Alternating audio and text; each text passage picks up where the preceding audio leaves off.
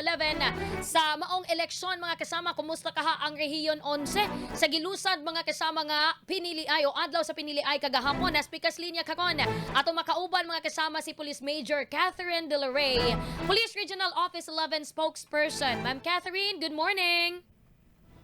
Hello, good morning Ma'am Renz at sa mga tigpaminaw sa DSBC, RMN, may buntag sa tanan. Yes, ma'am. Diretso na ko Ma'am Renz ha. Yes, ma'am. Ang ato ang barangay and sangguniang kabataan elections sa Davao Region, generally peaceful Ma'am Renz, no, and then successful kini. In fact, naalata sa 99.93% sa counting of votes. Meaning sa 1,443 voting centers sa whole Davao Region, Yes, ma'am. isa na lang ka voting center ang wala pa nahuman og count. Okay. So gawin na lang kayo, ma'am. Oo. Okay. Kami din sa area sa Davao del Sur. The rest sa mga probinsya na to, Davao Oriental, Davao del Norte, Davao Occidental, Davao de Oro o kani Davao City, humana ang ilahang counting of votes. Ongoing na ang ilahang pag-submit, pagbalik sa mga election returns diha sa nagkadaiyang city, municipality or provincial treasurer's office. So, nagpaabot na lang tanong sa isa ka voting center nga mahumang sila sa ilahang counting. Mao na po ang ato ang assessment, generally peaceful and successful ang nahimo nga electoral process sa Davao Region. Muna ang asa regional director si Police Brigadier Alben na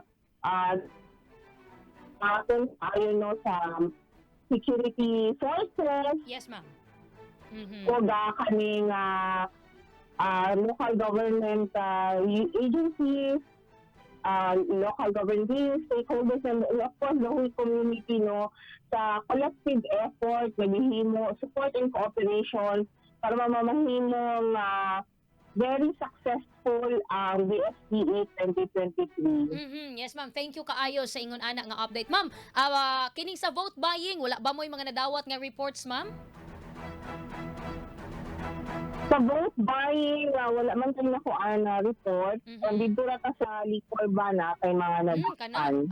Okay. Naaday gyapon ni Supak, ma'am, no? Hantod ka no sa gani ang liquor ban, ma'am?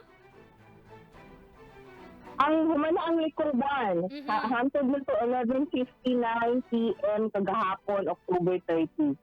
Okay, ma'am. Balin ko kadali ni ining mga hulga nga nadawat adtong mga nidagan, good ma'am, pagkakapitan ka pagkakagawad. Kay nag-request man daw og kining police escort. Natagaan ba to, ma'am, no? Si particularmente si Abelia.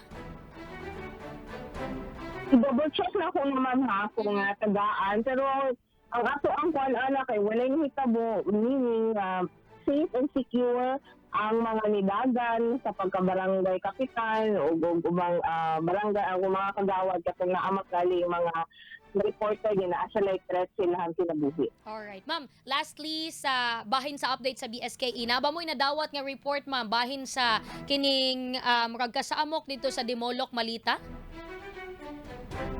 Paabot ako sa report gikan sa Chief of Police sa Malita kung unsa joy tinuod ng hitabo. Ang nadawat sa kuan na report is receive na ko na report is naman wala may problema sa nahimong election dito sa counting. In fact, isa man ang Davao Occidental na 100% na ang nahuman ng ilang counting of votes and declaration of winners. So, bakit isa na ito dito, o ginagulat pa na ako kung sa dito yung na nahitabo about atong nabalita nga na ay nagpabot. Alright, thank you, ma'am. Ma'am, dinhi ko sa Undas Security, ma'am. Kumusta ang pagpangandam? Kay magkapoy good ning ato ang kapulisan karon, ma'am. Na IBSKE, unya Undas na pod.